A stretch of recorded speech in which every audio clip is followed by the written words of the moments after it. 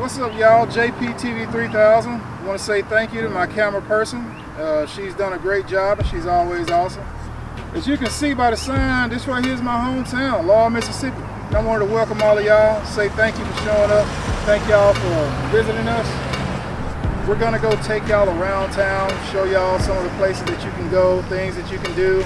We're gonna visit over here to downtown Laurel, pass by a few places, and then hopefully as we get to making these series and these videos, y'all enjoy it, and we'll get to making some more documentaries and interviewing people, for people to tell you their stories about what brought them to Laurel. Right here we're at the corner of Pearson and 4th. This right here is where the old South Fork projects used to be at, and you can kind of see. Yeah, you can kind of see what it used to look like.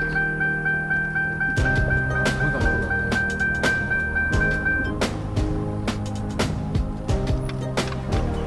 I've told people outside of Mississippi, people that I've met in my travels, I've told them about how much history is in Mississippi, how rich and deep it is, and how people got to be here and where we came from.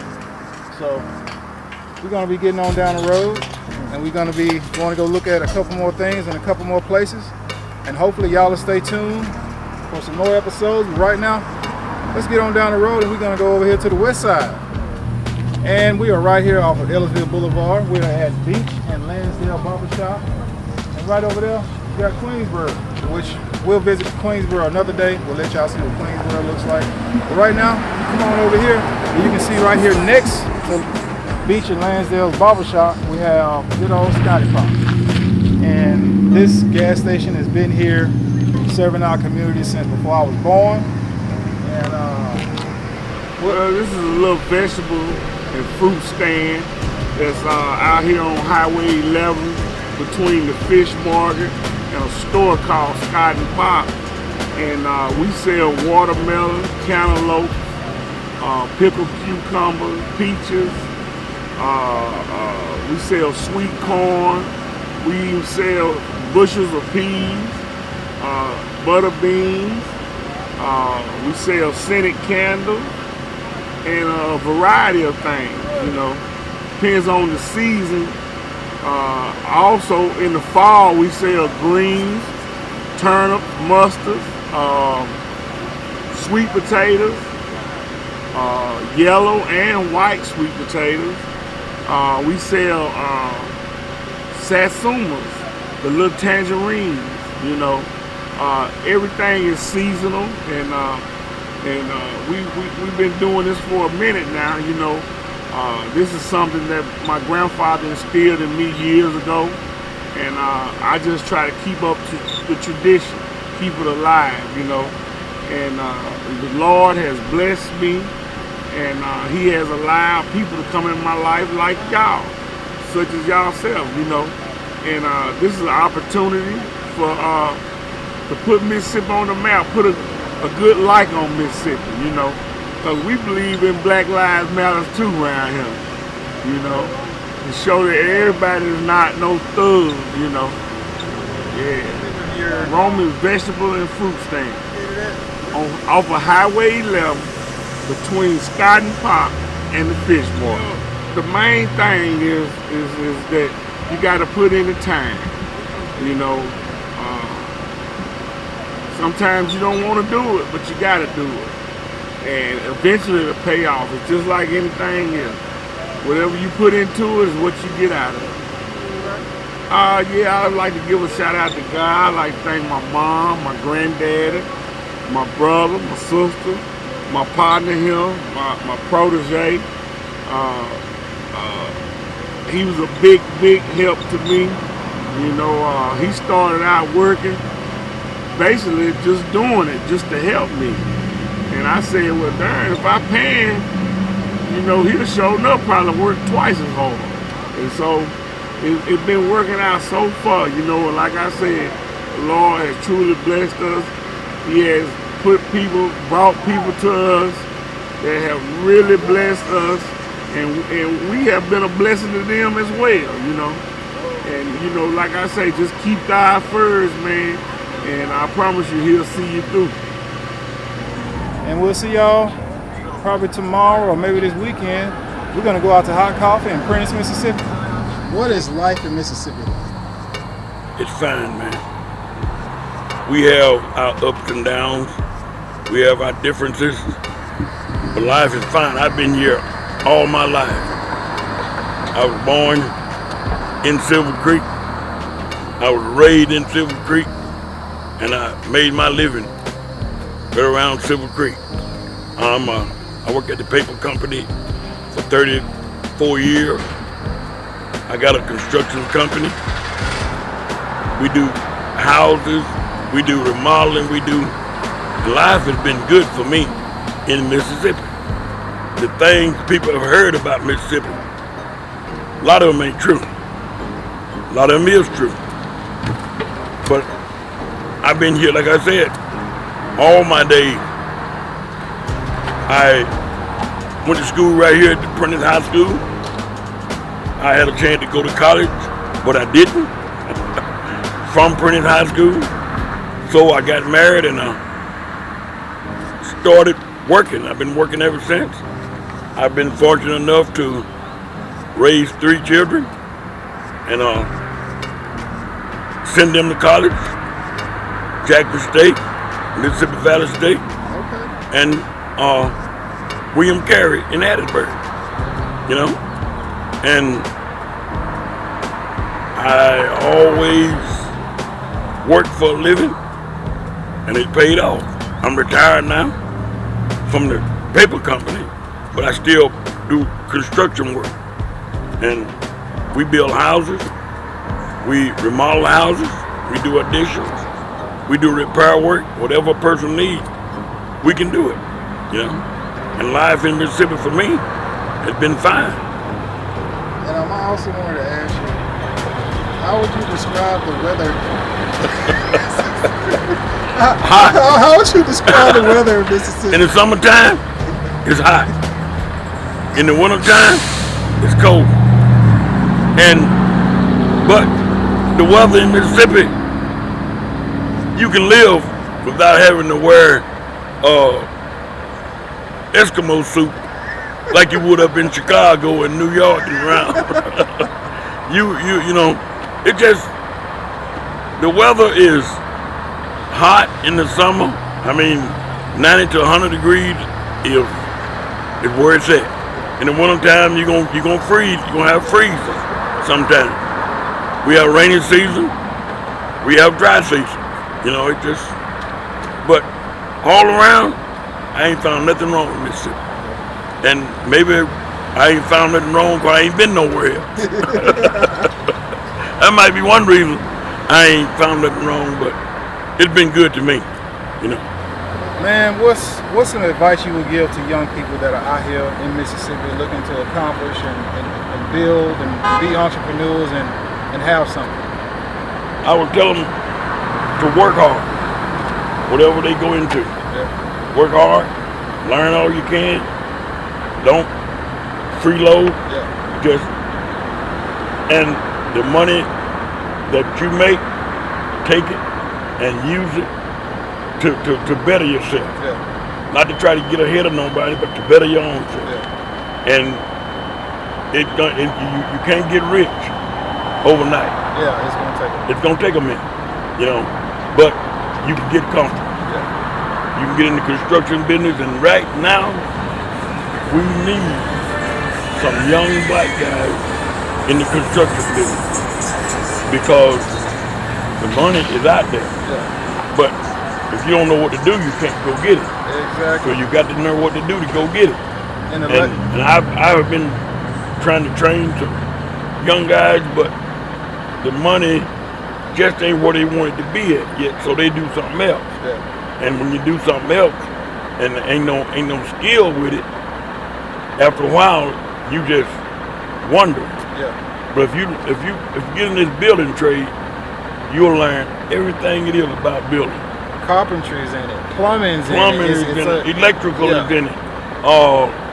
You'll get a chance to work on industrial building, and nobody can tell you. Well, all you gotta say is I do construction work, and I can do this, and learn it, and then you can make a good living, a real good living. Now, But you're gonna sweat. well, yeah, but It ain't gonna be cool all the time. Yeah, but as y'all can see, we just standing up here talking Right. and sweating. And sweating, yeah. But That's Mississippi. Yeah, that's Mississippi. Yeah. Man, I appreciate that, man. Okay. I plan on making more content and videos like this, just like the ones that I made in North Dakota. And the important thing for me is making something that when you look at it, when I finish with it, and when you look at it 5-10 years from now, you know, you can be proud of it. Be proud, right. You know, your family can look at it and be proud of it. And my family can look at it and be proud of it. Yeah. And it just, I mean, I can't speak how nice it is in Chicago, but I never lived there. I've been there.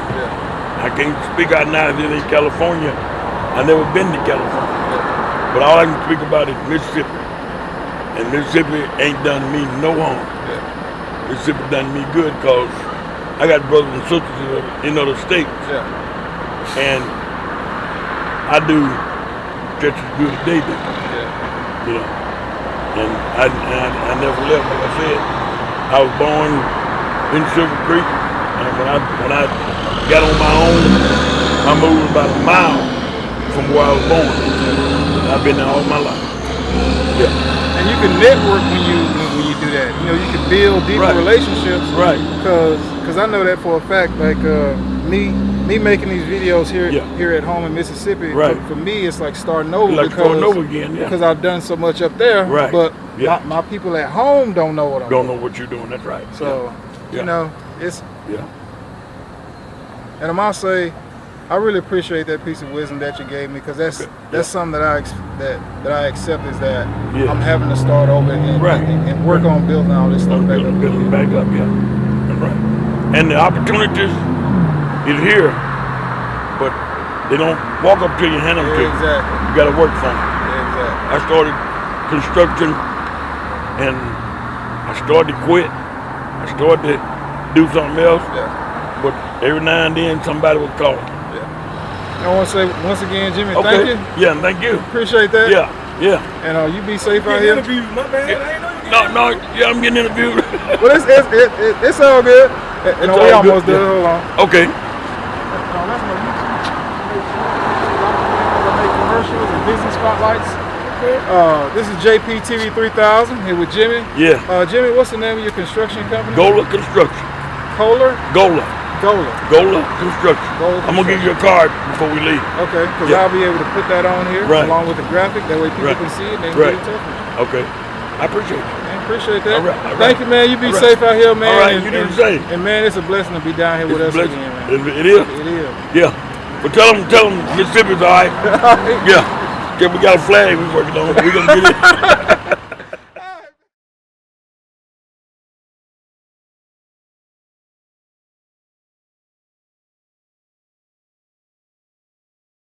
I kind of stumbled in trucking. I didn't have a father that was a trucker or nothing. I had a friend that was, he fell into it too. They were offering training at the local unemployment office, and I went down, they signed me up, and I went to the class, fell in love with it. I mean, I started driving trucking, fell in love with it, and here I am. My own company, multiple trucks. And I love it. It's good money, if you're going to work hard, and if you want to get your own truck, you got to work on them, Just the downtime alone, putting in a shop, will take you out to so. Learn to work on them as much as you can, do your own work. Well, right now I'm rebuilding the whole engine on that other one. I mean, I'm pretty much here. I got to finish putting bearings in the bottom half of it, and torque all the main and rod bearings, and then I'm going to put the head on it and torque it down and just start putting it back together and get ready to run the rack and fire that bad boy up. What are some shortcuts, or what's some things to look out for that go bad as far as sensors, little small stuff? Well, I mean, there's no, you don't want to really take shortcuts. I don't like calling shortcuts. If something happens and I can't fix it, I try to fix it right as soon as I get home. or get to a safer place. You know what I mean? I hate to rig something up because, you know, if I bought this truck from a guy now, he had a few things reconfigured, so now I got to go back and go way back over what he did to figure out, what wire he ran to where. Yeah, what he did, why did he do that? Why did he do it, and then to recorrect it so it'll be the right way. Because that's frustrating in itself. And I myself, a lot of people don't take the time to, but I like to color coordinate to keep the colors the same, And even if I got some wire left over, it don't matter because I know the next time or whoever else, it'll help me, or if I sell the truck, it'll help the next guy, And that's important to having, all the same wires. Yeah, red wire going to a ground when because I don't know that. I assume red is hot, so, But that's about it, And I'm fairly new with the rebuild on it, so but I think it's going to be a good engine. Not this one, but I'm going to come back and rebuild this one later on because, she's, I want it to be fresh. I keep it out there on the highway. I want it to be fresh. With the engine, I'm doing a rebuild on another engine. I'll just run through a few of these components for you. Of course, you got your intake here, and it's cooled as well as your air compressor that builds the air in the truck. Because most all trucks, pretty much, your combination vehicles run by air. The braking systems and pretty much all the other stuff too, your valves and stuff. Got your starter, big starter here, and of course your double ram air.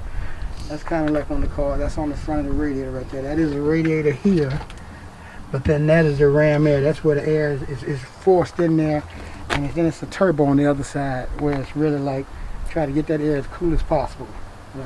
And these are Detroit engines, which I've become familiar with them probably 3 years ago, but they turned out to be so far the better engines out here.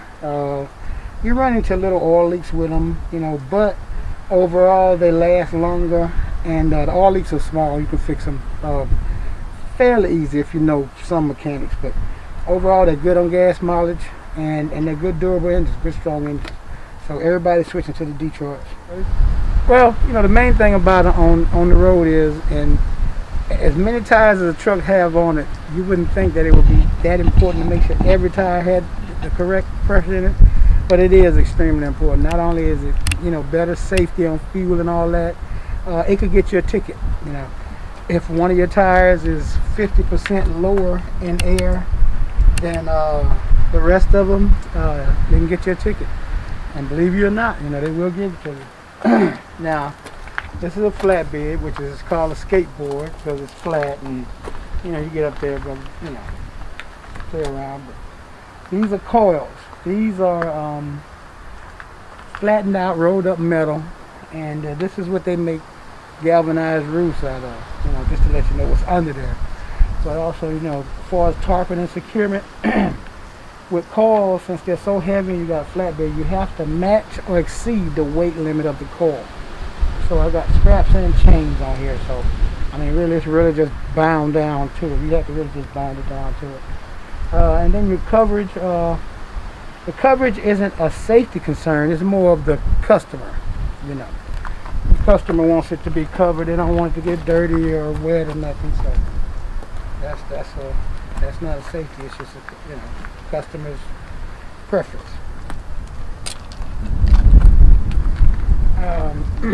What here is these are called dunnage, just regular big lumber, some garden ties, but we use them out here to when we put stuff up here, so the forklift that load a lot of times of equipment, they won't have to scuff your trailer or nothing. You have a gap between your trailer and whatever you're hauling, so that's what the ties are for, the timbers. And and here's where I keep other tarps, scraps, pretty much tarps and scraps, any kind of extra coverage. Like a lot of times if I'm hauling steel, beams or something, angle iron, I have to cover the ends of it because as the air get on, it'll rip straight through these things, and they're not cheap. Matter of fact, I got a patch over there. That's about it. It's a spread axle trailer. The good thing about spread axle is just that you can haul more weight back here. That's the thing about it. You haul like 20,000 here, 40,000 combo between the two tires. So that gives you a little bit more play to put your load, around the trailer. So that's a good thing about it. But you have to be very careful because you can wear out tires easier if you don't make, your wider swing. The ones with the two axles together, it could spin around, and won't hurt anything. But I can't. I have to make wide springs. If not, one of them are going to drag. One set of tires is going to drag sideways across. You say kind of like that? Yeah. Like, is that what it is chewed off of? Right, exactly. I mean, if you don't watch it, you'll kill a tire in no time flat. Let me get in there so I can see.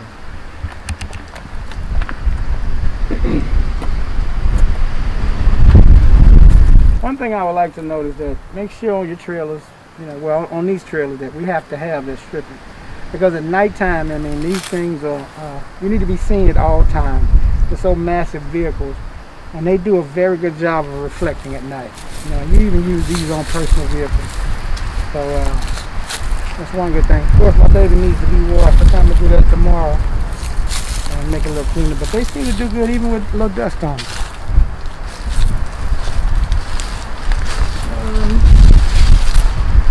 I don't know what to say. I've talked already about the securement of the load.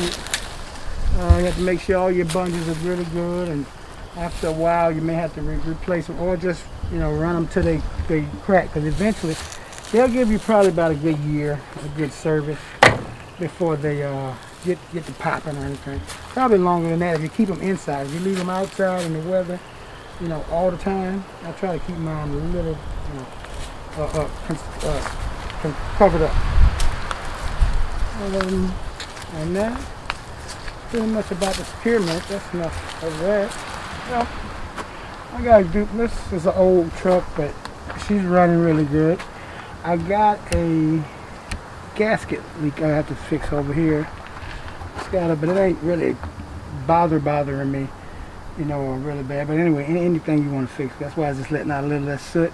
It ain't really bad. It's just a little peep, But other than that, she runs really good. She looks rough, but she's a hard worker. And as I stated, these Detroits, I mean, they're built to last. They really are.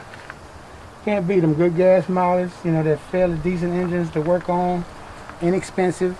So, you can't beat that. Well, this is Captain Crunch. I was running out through my little ins and outs of my little trucking, and I just like to say, shout out to all you truck drivers out there. Be safe. Keep it in between the lines and make plenty of money. What is up, y'all? JPTV 3000. Just wanted to give a shout out to everybody out there in the oil field world. And I just want to give a shout out there to everybody in the oil field world and whatever he is out there doing. And those of you that are involved in trucks, today we're talking about trucking. And when it comes to trucking, some of the stuff you want to always check and look for anytime you have any kind of leaks. Also, greasing your truck wherever you may have a boot at. Double checking your wiring, and when it comes to your wiring, make sure you're using either liquid tape, that way you have a seal and not just the connectors by itself, because you don't want corrosion to get in there. When it comes to these, you want to listen for any kind of like an air seepage. Sometimes you can hear it, but sometimes you can't. Always check the condition of your line protectors, your wire connection protectors. If that's broke, that's not big of a deal, but if you see anywhere where it's up against something, like this right here, you can see where it's kind of starting to fray, but it might be something that somebody put on there to kind of help insulate it also. So those are some of the things you want to look for. Also check the condition of your starter, check the condition of your air compressor. Always check your power steering pump. And also always check your battery boxes. Let that sucker off of there, take that lid off from time to time. Check it and make sure that you aren't getting corrosion on there, so you're not stranded at the side of the road. Always keep you one of those battery cleaners. Make sure you have this right here. This is a lifesaver to keep dirt and stuff from out of your truck. We'll come on back here to the back. Always, have a good look at your fuel tanks and things like that. Now, what you'll notice on this truck is this truck has a headache rack. Now, this is the perfect place for this right here to be on this headache rack, because you can put it in here, it's safe, and you can easily get to it. And you walk from behind the truck, hook up to the trailer, bam, hoses right there. So this is what you go do, put the hoses on, bam, bam, bam. You can't beat that. A truck driver did this. A truck driver did that. Also, like the change hangers, also have a box, in case you need to put any other things in. Always check the tread on your tires. As you can see, these tires are pretty much practically new. And that's really what you want to keep on your truck, is as much factory stuff, OEM stuff as you possibly can. And we'll come on back here. And also, when it comes to purchasing a flatbed trailer, make sure these slide all the way. Make sure they go all the way from the front to the back. Make sure you have wood strips in here. Make sure that your wood strips are in good condition. But yeah, make sure you got good wood strips on here. Make sure your straps are in good condition. And the same thing that Mr. Captain Crunch, aka CB Captain, said on the radio. Make sure you have good quality stuff. Make sure you got bungees. Bungees are a lifesaver, man, and it's more than just flatbedding. Bungees come in handy everywhere. You get stuck on the side of the road, you need to rig something up. Sometimes a bungee will just save your life. And we'll come on down here and check out some more stuff. And pretty much, man, that's it. Y'all have already heard Captain Crunch talk to y'all about his truck.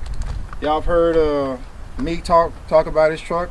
I don't have my truck here today, so I'm not able to show y'all my truck, but the video is coming up pretty soon. If you haven't seen the video already, you can check me out on YouTube at JPTV3000 or at Facebook at JPTV3000.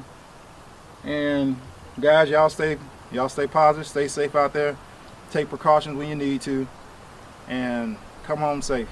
So from the oil field to trucking to YouTube and all the places out there in between, this is JPTV3000. Peace.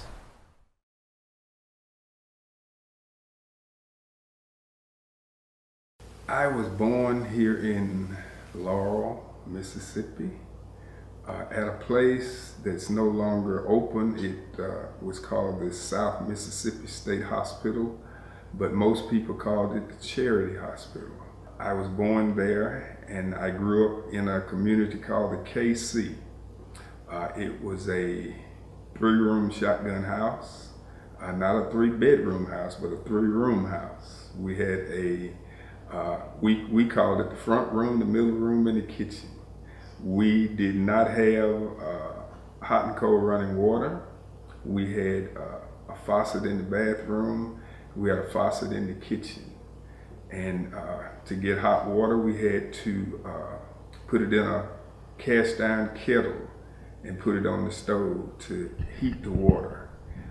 To wash dishes, take a bath, whatever we needed hot water for, we got it from the stove. And I still have the kettle at my house now because I never want to forget having to use that kettle growing up. It was cold in the winter and hot in the summer in the house. You could see the sky through the roof. You could see the ground through the floor. And but it's what helped to shape me. It gave me that knowledge that in order to have something, you had to work for it. There was something when we were growing up called commodity. They gave away cheese and powdered eggs and powdered milk, things like that. But my parents never would take commodity. They said it was for people that didn't have anything. Even though we didn't have anything, they felt that we didn't want to take something from somebody that really needed it. My daddy worked every day. My mother worked every day. But the thing about my parents is that before we went to school every morning, my mother got up and fixed us breakfast. So when we walked to school, when it was cold, we had something in our stomach to face the cold. And when we came home from school every day, she was there fixing something to eat after we got from school. And she had been working in people's houses all day while we were at school, but she got us ready for school and was there to greet us when we got back. And her thing to us, my mother had, I think, like a 3rd grade education. And she always instilled in us that we needed to do better than she did. And she pushed education. She said we needed to get an education because she didn't want us to have to live the way that she did. And so I got an education because my mother made sure of that. And I went to, graduated at Watkins High School here, went to JC, Jones County Junior College, then I went to Southern Miss. And so I've been around the area most of the time. I never moved out of the state. I've been here the whole time, and I've seen progress in Laurel. I've seen setbacks in Laurel, but it's been home for the time that I've been on this earth. It all kind of gelled together. It was when I got married, and we bought a house. And where we bought the house, around us was boarded up houses, overgrown lots. It just looked a mess. And I would call the council person, and she would give me a number to call some other department in the city. And I would come and talk to the mayor at the time to tell him what I felt like some issues were in the city. And it got to the point that my daughter said that when she graduated high school, she was gonna leave Laurel and she was never coming back. I knew then that was my call, that if other young people were like my daughter and they decided I'm leaving here, I'm not gonna stay, then you've got that brain drain that everybody leaves and there's nobody here to take up the mantle and to take up the leadership roles and to move the city forward. So I decided at that time that I was going to run for city council. I ran for city council and I did 4 terms on the city council, did 16 years on the city council. And after those 16 years, I was to the point that you either run for mayor and be promoted or you go home, because I felt like I had gotten to as far as I could go as city councilman. And so I decided that I would run for mayor, and the time that I chose to run for mayor, it was an open seat. The mayor prior to me was retiring, and I decided that I would try to win the mayor's job. And I ran on 16 years of experience. And my campaign slogan was experience leadership for New Laurel. And I ran on that. I won. I'm in my 2nd term. The last election I ran unopposed. The election is coming up again next year, and I hope I can repeat that feat by having no opponent again. Several people have said they're gonna run, so that might be a possibility, but I'm still hoping and praying that we can go back in unopposed. I feel like I have accomplished some things. One thing about Laurel is that the streets were in terrible shape.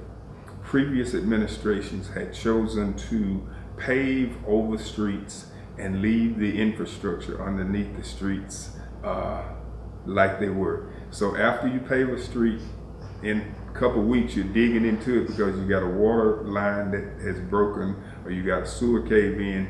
And so it takes a lot longer, it costs a lot more, but the sensible thing to do with streets is to fix the water and sewer lines underneath, and then you've got a good street for 20, 25 years. And that's what this administration has chosen to do. We've also tried to do improvements on housing, so wherever we can find grants, because a lot of the houses in Laurel are owned by the people, but they are not able to fix the houses the way they should be because of their income level. And so we search for grants. With the COVID going on right now, we're on hold, but we've got a grant right now where we're going to redo 7 houses. Doesn't seem like a lot, but 7 houses being rebuilt from the ground up to some people who are living there that has so many problems with the house. It'll be a great addition to their lives, a great improvement to their quality of life. And if we can just get to the point where we can have some meetings and get some things done while COVID is going on, we also try to do a lot of things for quality of life, like recreation. And we're working right now on a tennis court that the high school will be using as their home court. We have just finished a skate park that we will be having ribbon cutting on in a couple weeks. We're getting ready to build 8 new ball fields at the Sportsplex. And we try to give something for the community to be able to enjoy that doesn't cost them anything. They just go and they just enjoy the things that we have available. And like other cities across the nation, we don't have enough money, but right now we're doing pretty good financially. We're able to have some good income coming in from our sales tax. And that's because people believe in the city. They invest in the city. They invest in businesses here, and I think that Laurel is moving in a good direction right now. One thing I found, and I've dealt with it my entire career in politics, is that we don't need to separate communities. We need to be Laurel. There doesn't need to be a white Laurel and a black Laurel. And right now we have a lot of Latinos that live in Laurel. We don't need to be a separate community. We still have people that will complain to me about things and say, well, you don't do it like they do, you do it over in the white neighborhood. And my question is, where is the white neighborhood in Laurel now? Where is the black neighborhood? Where is the white neighborhood? Where is the Latino neighborhood? Because everybody is all over the city. And in order for us to progress, I believe we have to work together. We have to move away from, we have to accept the advancements that we have made and build on those, because growing up here in Laurel, there have been some gigantic steps here. From this place right across the street here that was the Arabian Theater, where the blacks sat in one section and the whites sat in another section. We've moved from there, and we need to continue to build on things like that. And I think that as we begin to work together, the entire city of Laurel will rise together. And I believe that is one of the things that I would tell anybody, any young person that wants to try to serve in politics, because it definitely is a service. It's not somewhere that you make a lot of money. It's not something where people praise you. There's a lot of criticism. There's a lot of people saying that you're not doing this right, you're not doing that right. But it needs to be about improving the city. And I believe with us working together, that is something that is very much doable, and the only way actually that we can progress. There's a lot of activity going on downtown, and they accuse us of catering to the white people downtown, when in fact the actuality is all the buildings that are for sale downtown are for sale to anybody. You cannot buy a building downtown or anywhere else with a 200 credit score. So you need to get some things together, make sure that you got your business straight, and downtown is open to you just like it is to everybody else. And that's where we got to get to, that we all work together, we all make this a better place, and it can be done. And for people that, young people that want to make things better, then just be willing to to go through the criticism, to go through the hard work, because none of this stuff just happens overnight. It takes hard work, it takes dedication, and it takes a cooperation between everybody. And that would be my advice to young people looking to get into the political field.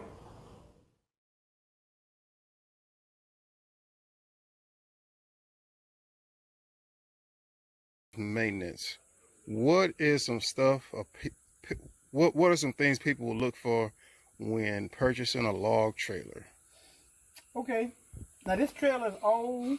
This is actually a pretty old trailer, but I do my own welding, so you can keep welding on it or change the parts out. But when you're looking for a trailer, you definitely want to make sure your bolsters are straight. 4 bolsters are better because you can haul all the freight. If you get those little pole trailers where you only see a bolster in the back and a bolster in the front, you can only haul long wood. That's good in the beginning of a job because they're going to have this long wood. But at the end of the job, they're going to have a lot of short pieces. So it's better to purchase one of these, a 4 bolster. And when you're purchasing one, really, it just depends on, it really doesn't, it just, you just buy your 4 bolster trailer. I mean, right now, like I said, this is an old trailer, but I've redone all the springs on it. They're actually heavier duty springs than this trailer came with. So that means that, this load ain't gonna, sway or nothing when I'm going around the curve, and they're so strong, it's gonna pretty much keep that load steady. Even with this load here with the long bolsters on it, the long wood on it. Now, I don't know. Let's see. As far as find a log trailer, I mean, it's just to that purchase because they're all about the same. There's newer ones. Of course, your newer ones have air ride, just like the our newer trucks and all that. And I would recommend. It just depends on your money. It just depends on your money, what you're wanting to spend. I know it seems like I'm standing in the jungle. My mower's acting up. I got to get it going, but that's another story for another day. But it depends on your money. Like I said, I bought this trailer. I put new axles up under that. Actually, those are 2, not new, but they're not the axles that came up under that trailer. I put both of those up under there. And like I said earlier, the springs, I put all new adjustment bars on it. So pretty much all that up under there is new. The thing I was talking about the bolt on the other side earlier is that's something that's you just don't know. You can't predict. Because you got to take that off in order for you to even see it. Covering it, so you don't know what could happen. You just have to keep monitoring. That's why you can't just jump in the truck in the morning, crank it up, and go. You have to really check it out. And I have to check myself on that too. It's so important. It really is for stuff like that. And I was actually working when that happened, but when I stop, I automatically walk around when I'm walking around my truck, and that's something you should learn, is to look under it. While you're walking, when I'm walking to and from my truck, I'm looking under it. I'm looking at stuff. I mean, you have to learn to do that, just to looking for leaks. You were taught that when you first got the CDLs, or you'll be taught that when you start to get, your CDLs. And that's something that, even as a company driver, I'm an owner-operator. Well, actually, I own my own company, but you have to really look at that because that keeps you going. You really need to, because you'll have something. You may have a line, something, that's dragging that you don't know about, and it's always so important just to make that walk around, look up under, learn to have that as a subconscious. Right now, it's subconscious to me, like breathing. If I'm walking up to your truck, I'm doing the same thing. I'm looking at it. I'm looking at stuff. You'd be like, hey, what's this? Yeah, and my eye is trained to see, what would you say, in discrepancies? Yeah. Discrepancies, Yeah, anything out of the norm. Anything out of the norm, And you can get like that too because it's all practice and timing and just keeping up with it because it's I love trucking. It's a beautiful industry. I've been in it knocking on 30 years. I know they're putting a lot of new people out here, and that worries me so much because they're not giving you the training that you should have, making sure. With logging, I always tell people this, and they try to throw about being home early all the time. But with logging and chip hauling, as you can see, now this ain't even high, okay? No, You it can ain't. put paper wood on here, the kind of wood that they make paper out. Well, they call it paper wood because it's the little bitty wood. This wood is called chip and saw. They'll put this in a machine and they'll cut it, and they'll square it. It'll be squared and cut. So if you figure a circle squared, it's going to have edges come off of it. And they're going to take those. Well, first they're going to trim the bark off. All right, they use that for fuel. They'll mix it with other stuff and to help to burn in these plants. But the other stuff is made for boards. But the paperwood, that's what I was getting at. Paperwood is up to the top, from front to back, and chips are up to the top from front to back. So these new drivers wanting to get into something to being home, do not get into this log until you get some experience, because the split second you forget, because you always have to keep in your mind. You can't forget to be on the phone or something and forget that, oh, it's top heavy and I go around this curve. Because you go around that curve and that truck is top heavy. And we got some curves here in Mississippi. You know what I mean? So when I mean those speeds on those exit ramps are not for trucks. They're for cars. Okay, you see 25 miles an hour on the exit ramp, you do 15. That's word. That's what God loves. That's the truth. Be safe. That money's gonna be there. Take your time. And people talk about drivers. It's the driver. Nobody will tear up a truck. I mean, a truck. No job would tear up a truck. I've heard people say that. Oh, we're logging to tear up a truck, or the operators. It's the operator. The operators or the driver is one of those two. Yeah, but now as far as them loading the truck, yeah, you got to watch them, because like I said, I had to weld a bolster on the back, because the guy, he picked the wood up and he was looking at this side and it was clear of the bolster, but he didn't look over here. And when he pulled the big machine back, which is called a front end loader, it'll grab just a big handful of these at one time. And he pulled it back, and it actually lifted this side of the trailer off the ground, and he broke that bolster. And then, of course, I fixed it myself, because trying to get these companies, anyway, that's a whole nother story. It takes forever, but you'll be better fixing it yourself and keep moving. I don't know what else to tell you other than trucking is a wonderful field. Learn to work on your truck. I mean, that's all I can say, is because these shops, I mean, I try to tell people, number one, you broke down. You got to get off the road. Okay. And what I say, maintenance, learn to feel your truck. I've been in it so long, I can feel the truck. I can feel if a tire blows or something, And the main thing is, learn to realize when something's going wrong.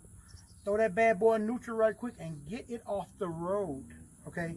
Don't be distracted by anything else. That's number one, getting it off the road, because if you get stuck out there on the road, you're going to have to get a tow truck anyway. But if you get on the shoulder, okay, chances are you can throw your triangles out and you can get your mechanic out there or fix it yourself, number one, and you'll save money, because those records are probably going to charge you $500 just coming to the location. Then you got to pay them more to get you to where you got to go. Now, number two is, you got to get to a shop, okay? You got to take it to the shop, all right? Then that shop may not be able to get you in, okay? Especially nowadays. Especially if you're out and about. That's a whole nother story, too. If you're out and about, because they'll charge you more, they know you're from out of state. Now, get to the shop. Since you said that, they'll charge you that $225 an hour. So that's what I'm going to call Empire and tell them, hey, keep it moving. But, okay. You get to the shop. Now, you may or may not be getting to the shop. Okay? You got to wait. Then, when you're in the shop, you're down for whatever time. Okay? Then, once they fix it, you got to come pay them. All right? You done lost money all that time. All right? Then, you got to get back to work. And if you don't have any money stored up, which as a truck driver, you should have money stored up. You know, you should not be living check to check if you're an owner operator. You know, that's just not. The truck gets paid first because it makes the money. Exactly. So I'm gonna pay it first. I don't touch that money. That's not an emergency. That's gonna stop the money maker. Okay. And like I said, for the working on it yourself, that's the key. I don't want to wait on them. Show them that right there, Jerry. See, these are tire tools. Now these tools, I looked up and found them cheaper, but when they first came out, they were about $1,000. It changed the tire changing game. It just changed the world because it'll take me a couple minutes. Before I had to use these, and baby. Hey, that's a workout. That's a workout right there, bro. You got 2 of these. And you sitting there. This thing here does the job. You sit there with 2 of these. Sitting there. Yeah. But then you got to flip the tire by the time you know. But this one here, man, I got my, it's some soapy stuff that I got. I keep, it's inside. I keep it in the truck with me, and, you know, it just makes it so much easier. Bam, bam. I got air on my truck, air lines where I got not only air, 3/8 hoses, I got the 3/4 hoses, the big hoses. Yeah. That's to help me take my lugs off. And what you do, you know, you're on the side of the road, you bump your cruise control up to like 10, and I mean, you'll just have steady air pressure. It's hot. We're in Mississippi. It's hot. Dude, I didn't realize till I crossed a Texas-Louisiana line. I'm like, what is that? Oh, Man, that's humidity. ridiculous, bro. But it's the humidity because it's dry. It's dry as dry can be over there. I promise you. Hey, you ain't got to put no lotion on over here. Yeah, I do, because you're going to stay wet. Yeah. When it's dry, you're going to be ashy. If all else fails, just wipe your face and just wipe rub your it off. hands. That's crazy. But yeah, trucking is wonderful, man. They're flooding the market right now. I saw a, what is that magazine that That landline? Landline. I saw an article in Landline about, it's a shortage of truckers. No, it's not a shortage of truckers. It's a shortage of freight. Yeah. You got a lot of truckers out here, you know, and It's a shortage of adequate freight. adequate freight that pays Yeah. well, you know, and that's what we have to focus on. Turn that cheap freight down, and I know I've been there, especially in Florida. You may find a good paying load going to Florida, no matter what trailer you got. But those sons of guys down there will they won't even give you, and they know what they're doing. Yeah. They'll offer a load that won't even pay for the diesel for you to get out of that sucker, man. You know, but you know, if you gotta do it, you gotta do it. But try to turn that cheap freight down. You know. But back to the driving part, man, you know, it's a wonderful thing. I love it. I love the driving. I got my What's up, y'all? JPTV 3000. I'm here with Reggie Trotter. and Marco Page. and y'all already know who it is. Matter of fact, man, let me one of the reasons we decided to stop today is because I'm at home. Now I'll let you hold it while I talk for a minute. I'm at home, or at least close to my house. I'm out here in the beautiful trees and woods. Matter of fact, if you'll pan around real quick, man, let them see the woods and the trees and stuff in Mississippi. See what we down here working with. Pine Belt. Oh, hold on, wait a minute. Whoa, check that out. Hey, cuz, tell me something about that white car, bro. I like that, man. I like that Spider-Man look you got with the rims on, boy. Come on, man. Just part of being in the country. We hook up cars and treat them like we treat our wives. It's Lovely. A little dirty. That's how it is in the South. It rains a lot. But, hey, it is what it is. I had this car for like 3 years now. His baby. Yeah, my baby. My other baby over there. But this is my special baby. I had this car for 3 years, fixing it up. Now I gotta say, I had to apologize to Marco because when I seen this car, it actually hurt me to look at it. Cause when I was looking at it, it was like, damn. Don't look at No, man. Like Cause no, bro. Once you put the rims on it, it was like, damn. Yeah. Then that's when I started out with the rim. Then I went a little upgrade, added some little chrome decal on it. Then this year I put the black lights on both front and back. the smoky tail lights, the Spider-Man symbol right here. You gotta come up close and see it. Yeah. It's unique now. Yeah, it's unique. Nobody ain't got this. They got the Spider-Man symbol right here on the back and on the side windows.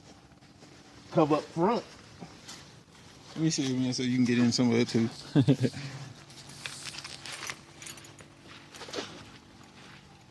I like that. Nice. I like that tail. Yeah. Got the Spider-Man symbol right here. And what's so make it unique with the Spider-Man look, because I added the black light to make it a little sinister. Make it a little evil. Evil looking. You know what I'm talking about? Yeah. But you know, that's what I'm gonna finish it. Cause I got a lot of props off of it. Everybody like it. You know, and that's the way I'm gonna stop it at. Hey, bro. Don't add too much chrome to it. Never add too much chrome to your car, cause it's gonna.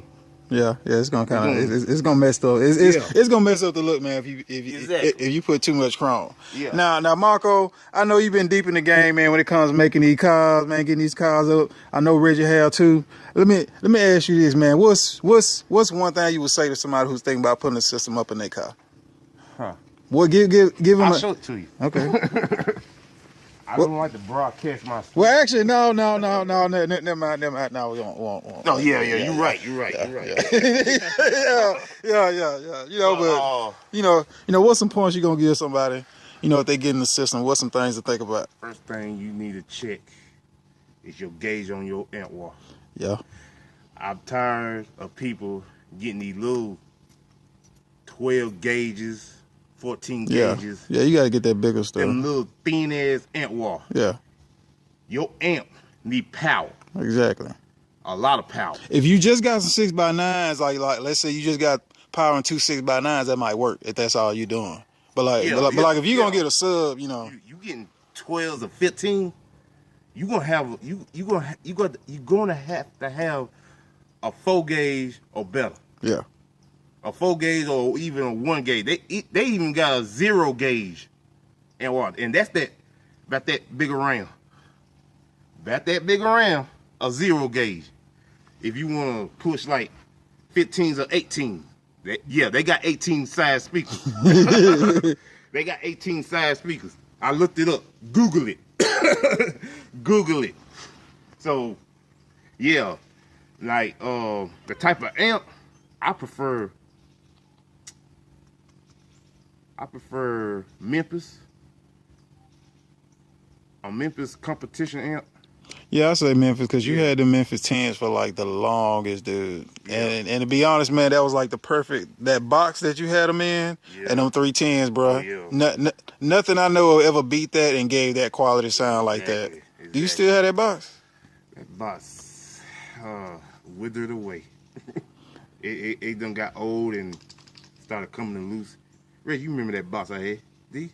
No, not really. Okay. Well, anyway, yeah, that box done rotten and really withered away. So, yeah, I kind of missed the Memphis 10. They ain't number 10s though, 3 of them. That's what I said, bro. You know?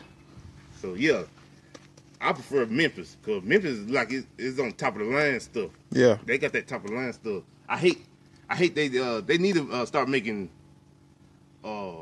CD players and stuff like that, but they only make amps and speakers and tweeters. Yeah, they got tweeters that Memphis got tweeters out with them too. So they need to start making CD players and stuff. See that tree line? It goes all the way down there. Here, it goes all the way down there. And the property line starts here. It comes all the way down to here. And we're gonna drive up in this clear room. It said there's a fence.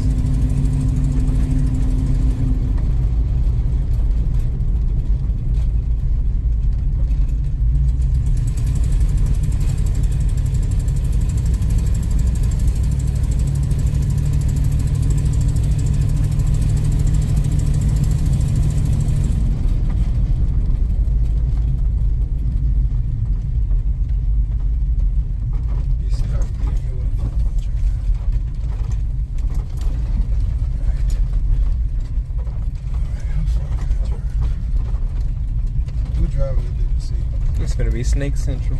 Oh, we ain't getting that.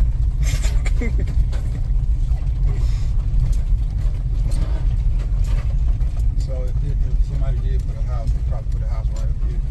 Because this looks like it goes downhill. That's what I have to find out.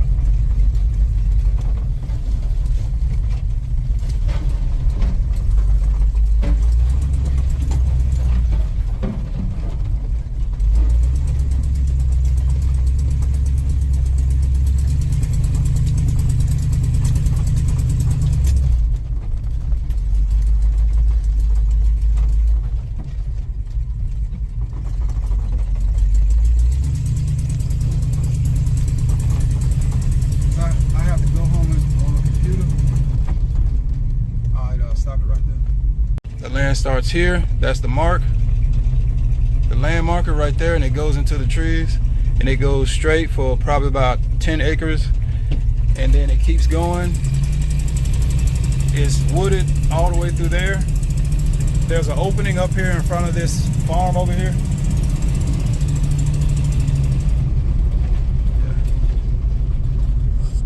This right here is the opening. I think is this where we came out of? No, we came out. Oh yeah, this is where we came out. Okay, this is it. How come I didn't see it before? Cause he said it's a road. It didn't look obvious. Yeah, that's what. Yeah, that's exactly what it was. I want to see how far this road goes back up. I know them people over there listening. Cause they saw us, assuming okay, we over there looking at something. Now they listening to this truck. 126 acres.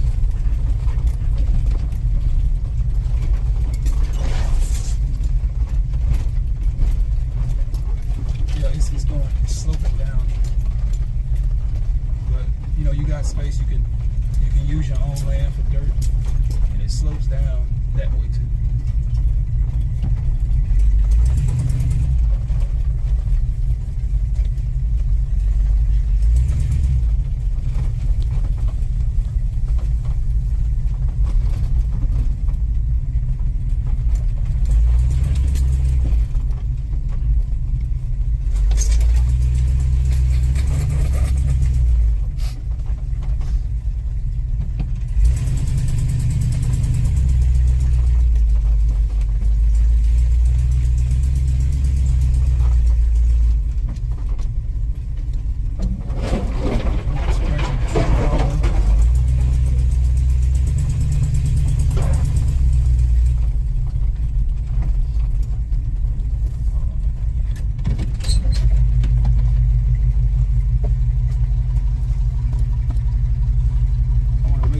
Solid. It's not swampy.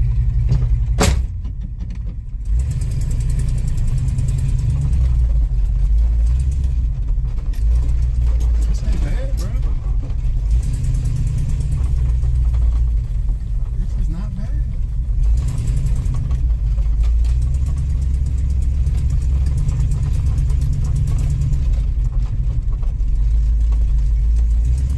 Okay, it's starting to circle, I think.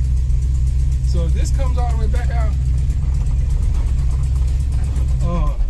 look on my. I want to see.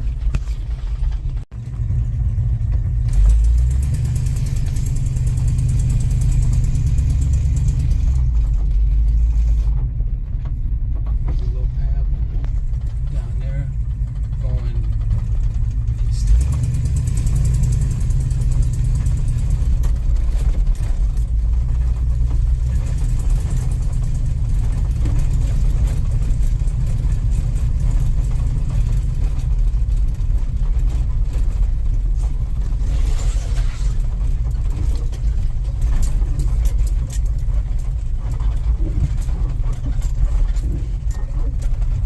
You know, when you look back at this recording, don't ask me why there's so much turbulence. Oh no! I mean, this got some image control, some image stabilization. This right here should be that clearing.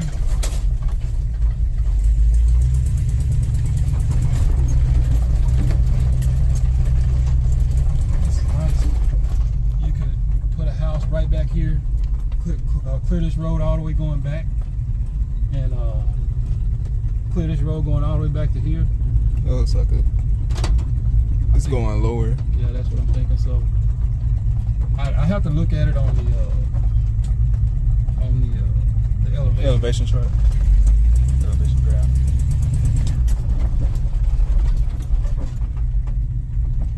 Like it's going lower. Is that up? I think that's the next marker. You see it right there? That's a property line marker. That metal thing. Mm-hmm. What is that back there? Understand. I don't see any pecan trees, or ain't no telling what's back out there.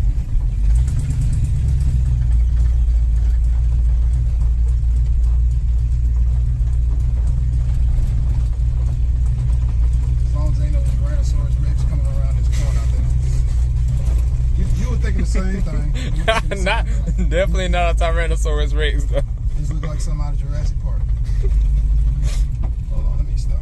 I need to see if we on somebody else's property.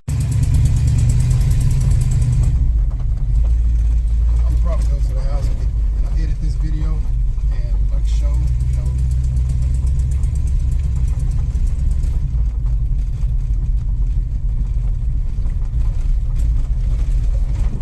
Like this is what I'm talking about. This is land. This is land. We still driving and we ain't got to the end of it. And it don't look like it floods right now. I think we still farther down. We're going down. And another good thing is I haven't seen a ditch. Okay, so there's another road that goes through there.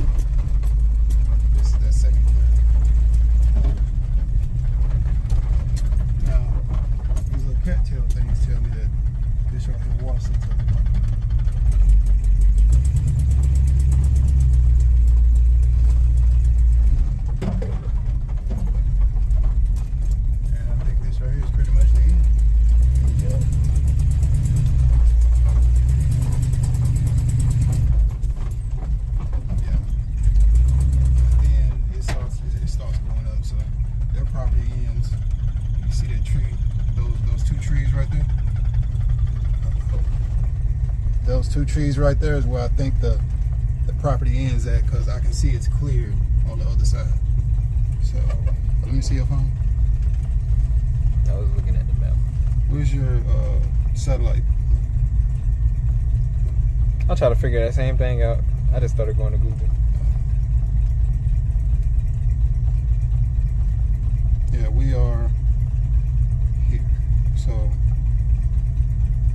us looking that way, because you can see ain't no more trees back over there.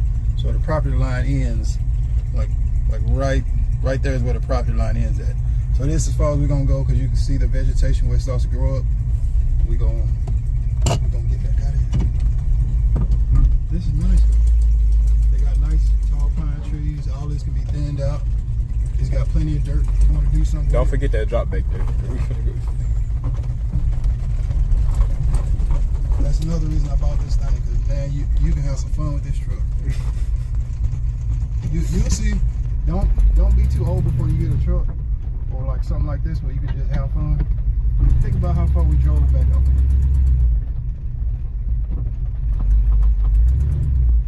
Not only that, I ain't never got stuck with this thing not one time. Alright, let me see that, because I'm gonna second video. Alright, we left off. We were just beginning to talk about food in the transportation world. That's the on-road food, the highway food, FOOD. Go ahead. Garbage. Yep. I mean, you know, if you're gonna be, how many truckers that you see that are super overweight, not just regular overweight, super overweight, even the small guys. If you're able to see these small guys continuously maybe for 6 months. I know I'm overweight. Yeah, because it's the lifestyle and it's the food intake. Because every truck stop, none of them have. You know how many vegetables, Loves have Arby's? It's right. Arby's and Chester's. I don't even like Arby's food, but doggone it, they got an eye fish sandwich. Yeah. Well, I like the gyro. I do. I'll go to Arby's for that gyro. And, What is that, like a burrito? It's a Greek. They can make it Like with a beef and lamb. flatbread. Okay. Yeah. No, I like the gyro. I've always had. But Chester's, everything in that glass case is fried. Yeah, everything. The corn, everything. They got mashed potatoes, gravy, macaroni and cheese, and green beans. And I heard somebody say, man, you know the best thing that Chester's got is those green beans. And I was like, obviously you ain't had green beans. Oh. And I don't know, man. But Love's does have like, you know, the little salad fresh thing. You know, they have the salads. And the sandwiches. I think I've seen fresh sandwiches in one of them. What are you doing out there? So, yeah, I'm thinking the same thing. But man, I got my 5,000 watt inverter. I'm serious, dude. I'm gonna take it with me. I'm gonna take that old high ass GPS back, and I'm gonna get a small regular one, and I'm gonna get a cooler, that electric cooler, and I'm gonna start bringing my food out there and cook, man. You know, in my crock pot while I'm driving down the road that morning. In my cooler, got me some beans, whatever. So you can have good, healthy food, man. Because that over-the-road food and the majority of these doggone fast food places is garbage. I mean, the stuff is not healthy. It's full of preservatives and salt, all kind of super sodium content. It's just. This guy wants you to go around because he kept looking down, like you're looking at his phone. You keep looking up in the mirror. I sure will as soon as I can. Because he keep looking up in that mirror. Like, hey, we're disturbing his nice Saturday drive in his Jeep. I was just thinking, I like the Jeep. I ain't never had one like that. The Wrangler style. Yeah. But I figure, you know, that'd be like a good. Yeah, that's it. He just drove around. He don't give a doggone in his own little world. Mm-hmm. But yeah, back to the food. I mean, that's one good thing. You know, not one. There's one thing we really need to change is personally. Okay, everyone should change personally. Is the way they eat out here on the road, man. Because that food is garbage. I mean, I love fried chicken. Yeah. You can't eat that stuff every day, man. You shouldn't eat it. You shouldn't eat it 3 days out of a week, maybe twice a week. Really once. Yeah, probably once, and then have salads. You go out to eat somewhere. You know, you eat some fried chicken. You enjoy it. The rest of the time, it's your home cooked food. You know, what you normally cook. I mean, you know, you're just filling your liver up with grease. And like you were saying, that eating once a day is one of the best things a person can do. Intermediate fasting, brother. It gives your body a chance because no snacks, you know, once a day eating, and you'll notice a change in your energy as well as your sleep. Because we don't realize it. When we have these problems with sleep and energy, it's because of what we ate or what we didn't eat. You know, the bad foods that we ate or the good foods that we didn't eat. The vegetables, the green leafy vegetables that's got like countless amounts of vitamins and minerals in them. You know, kale, fresh veggies, man. And you know, it's sad that the older we get, when it's really the younger we should be focusing on the good eating, and then we focus when we get older. When we you know.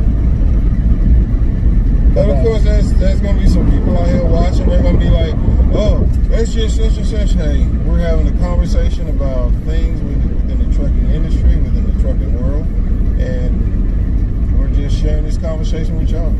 And everybody's different. It's just a matter of making the best decision that you possibly can with what's available to you. Just like when you got involved in trucking, and trucking is paid off. You may want to transition to something else. With your CDL, give yourself as many options as you possibly can with what your CDL will get for you. It's like the young guy I talked to at the Loves. He's working at the tire shop, and I gave one of the flyers from the YouTube channel. In case y'all didn't know, what? That's the YouTube channel, JPTV 3000. You ain't know, you know. So just like I was saying, I was talking to him about my YouTube channel, and I was like, you know, man, you already got some mechanicing experience, man. You ought to get your CDL. And he was like, man, you know, I really been thinking about it, man. I just been waiting on the sign, or you know, man, go for it. Don't wait on the sign. If it's an idea, go for it. If it's an opportunity, go for it. If it's gonna give you an advantage, go for it. If it's gonna give you an extra opportunity, so you'll have mechanicing skills of some kind. You change tires, you do oil changes, you do PMs and stuff. So, if somebody lives there, that wouldn't be a nice spot to have right there. It's got the shop and the house, but like I was telling him, you know, you already got all this experience. You had the CDL and the trucking industry, like I was telling you. That's how Troy got started. Don't focus on wanting to drive, but he liked driving so much, and he just started breaking even with his drivers. Where whatever the truck made, they just split it. No truck driver's gonna argue with that. And he said he just kept getting more drivers because he was just splitting in half. So the truck made 300, he split it 150. Well, after the fuel, pretty sure. Yeah. However he's doing it, I thought about it. I'm like, that's a good point, because somebody told me that in the oil field, and like that's how they built their company, and I think it was real. That's how real. That's how real got started. Real oil field services. They started out with company drivers, and they were just paying the company drivers, you know, half whatever the truck was making. They were just paying the company drivers half, and they built the doggone company up so fast that didn't nobody leave. You know, so they always had. They can't be right. It says Pinola that way. Or is that? Yeah, it is. I mean, you're probably going through a back road. How the roads connect. That's why I said that is Pinola then. Okay. Because D-Lo is up here, and because D-Lo's right before you get to the highway. Well, actually, it's up. Well, it's like a road that takes you to it. The actual location, I know on 49 it's up a little bit, but I think it's really this way. You get what I'm saying? Yeah. Like you'll get to a little bit of it, I believe, before you get to 49. But I know for a fact that truck stop that got tore down, that's D-Lo. Oh, okay, because I saw that when I came by here. I was like, man, D-Lo going that way, but so I guess it's all in here. Maybe this whole little area is D-Lo, because Mendenhall is that way.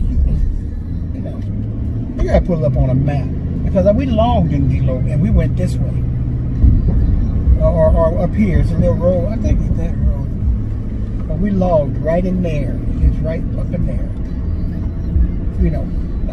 Now you just imagine if you subtracted the transportation, if you subtracted 10 to 25% of the transportation industry, you made it automated. You realize how much of a hurt that would be on the American public, the American people. How many dollars that would no longer turn within the American financial system. So when people get to talking about automated trucks, they got to realize it's more than just you talking about jobs. You're talking about less money getting circulated. Yeah, and truthfully,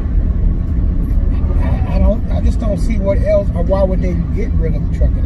You know, they done did it now that I got started, but I don't think that's a good idea. No, because I don't think it's an idea. It's one of those things that's an opportunity, because so much stuff has to be moved, and they're not interested in making a interstate rail system for right now. You know, that'll transport large amounts of stuff the same way that trains do. But if you could do that, can you fit a truck in there? Yeah, that's a truck stop. So you go over. And I'm talking about in that wash bay back there. Oh, I didn't see it. Okay. But they need to buy you a pressure washer on the road too. How you buy your pressure washer at home? Because I'm in a transition. I gotta find somewhere. be at. It's got to have some space. And I would like something off of 49, to be honest with you. If I'm going to be somewhere closer to home, 49, somewhere off of 49. Because 49 has future, 49 has growth, 49 has plenty of movement to get trucks in and out. And if you want to grow into a mega carrier, you can do it off of 49. You don't want to do it off in some middle of somewhere you got a snake and get out of. You want good, solid access to good quality pavement like this. Right. Or the interstate. I mean, this would be good. Like you say, it'd be great. Because this is an artery between Jackson and the Gulfport. So you got Hattiesburg, you got plenty of travel. So, and I've seen some for sale signs out here, and I went and looked up some of them online. They are pricey, but it's what you're getting. You're getting 49. Matter of fact, I seen one because you can do either or, business or private location, or a combination of both, depending on how much land you get. Yep. And I saw some that was right off of 49. I think it was like 30 acres right off of 49 south of Covenant County. Like when I started looking for land, bro, hey, I be looking. I be on Marketplace, and then with TCS Maps, I'll go on there and I'll search. Because sometimes it'll be a picture, and it'll be sometimes it'll be a picture and like a little bit of a description. And I know they're trying not to let you know where it's at. And I just go to TCH Maps and I kind of just, work those two of the description and the picture and just kind of pinpoint where it's at.